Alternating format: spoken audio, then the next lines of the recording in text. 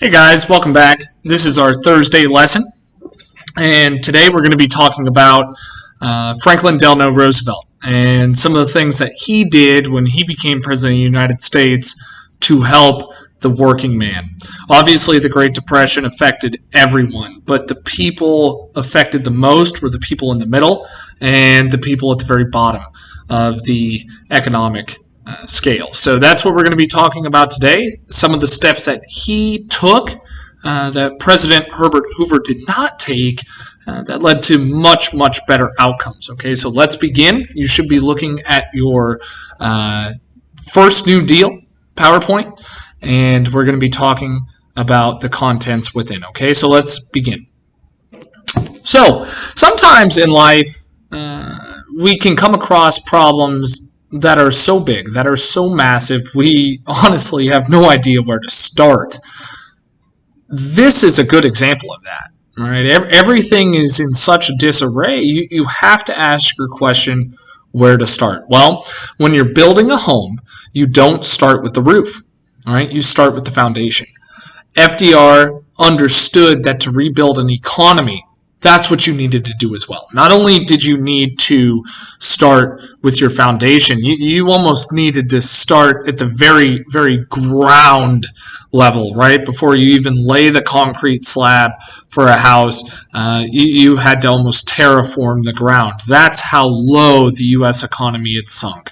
So in 1933, some 13 million Americans, okay, now that's 1/4, 25% of people were unemployed. They didn't have a job.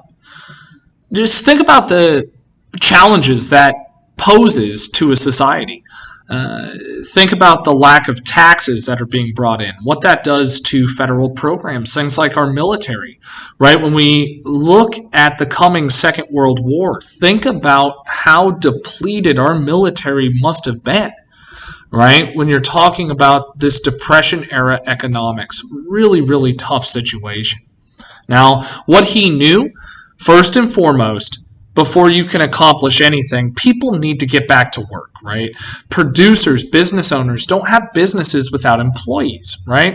People can't really do anything. They can't send their kids to school. They can't buy homes. They can't participate in the economy unless they have jobs. President Roosevelt knew that the first and most important thing to do was to get people back to work. And we're going to talk about some of those programs that he enacted to make that happen. Okay? But he also understood that businesses would need assistance as well. It's all fine to say people need jobs, but people can't have jobs unless there's businesses. Thousands of banks and other companies had closed their doors since 1930, and thus the country's production and goods had fallen by more than half. Think about half of businesses around us today going out of business. That's what the Great Depression looked like. That's really a scary situation. Okay, next slide. The Fireside Chat. The president has the benefit of what's known as the bully pulpit, right? The ability to speak to the American people unlike any other politician, unlike any other person really in the United States. Now, FDR knew that his guidance was needed at this time. It was crucial that people know that he is with them, that he is for them, right? And that he's going to see them through, right? What FDR did to try and calm people was he would hold fireside chats. Now, when we think of the radio, we think of something that we listen to in the car. In the 1930s, that was not the case. In fact, the radio was the primary form of media at that time. Right? People would listen to baseball games. They would listen to news broadcasts. They would listen to fireside chats. That's how people communicated on a mass scale at that time, was the radio. Now, in these brief broadcasts, the president would detail his plan for recovery, asking Americans for their support. Now, with his soothing voice and always optimistic tone, FDR was able to appeal to the public and gain their trust. Remember, FDR is the famous president who said, the only thing we have to fear is fear itself. All right, and please look at that supplemental video on his inauguration address. It is very good. Now, to begin, President Roosevelt tackled the problems in the financial sector. We talked about the first domino to fall. That was the stock market. Now, money needed regulation at this time. It had gone unregulated in the 20s. It led to a depression. Not only do we want to get out of this depression, but we want to make sure that this never happens again. So on March 6, 1933, he ordered all banks to close. Take a deep breath, right? Everyone relax. Close the doors. Let's come up with a plan. Now, this accomplished a couple things. One, yes, people did calm down, but it also stopped people from pulling money out of the banks. So what little money was there could not be withdrawn. Over the next few days, officials created the Emergency Banking Act, which reformed the banking system and enabled government to supervise bank activities. Congress quickly passed this. Now, having oversight would allow the government to make sure that banks were not getting involved in these speculative bubbles.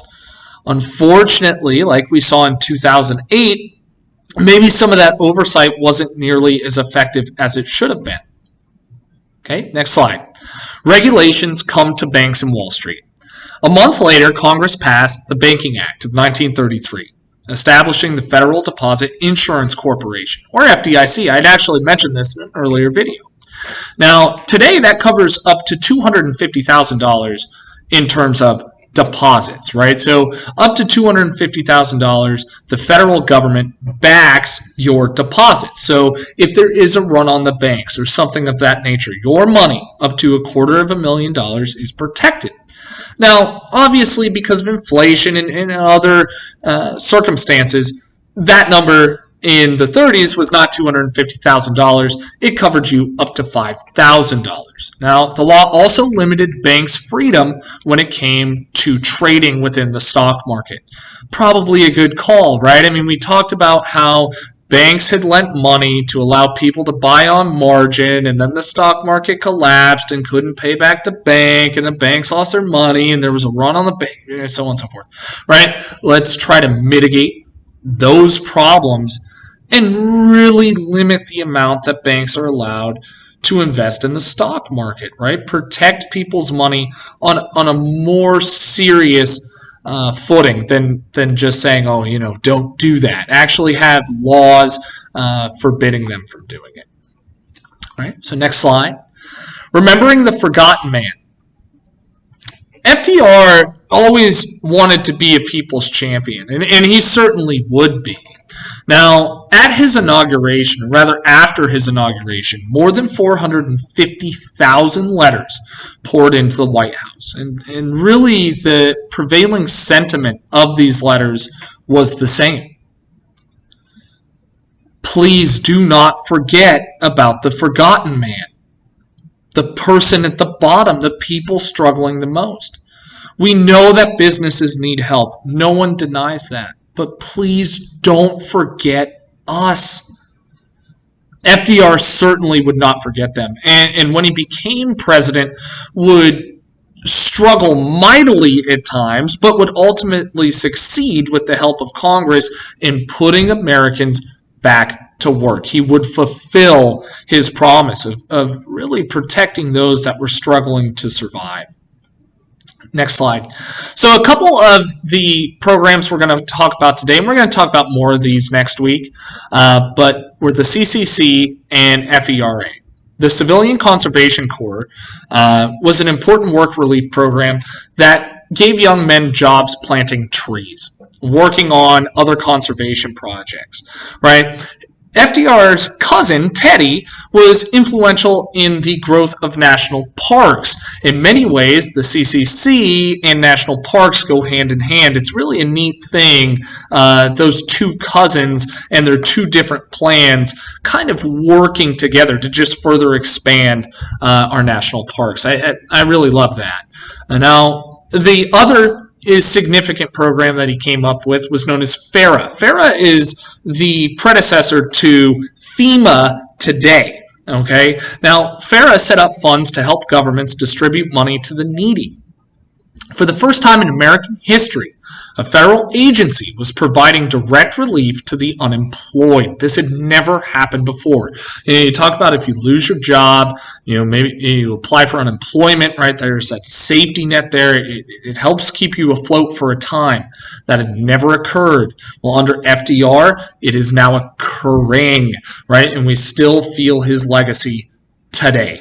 State and local agencies also contributed food and clothing to help the poor. So really, for the most needy within our society, the federal government was stepping up in a big way, and it was changing the lives of Americans. Now, this is just the first New Deal. FDR is not done, right? We haven't talked about Social Security yet. We haven't talked about some of the broad sweeping programs that FDR is going to enact. But this is a great introduction.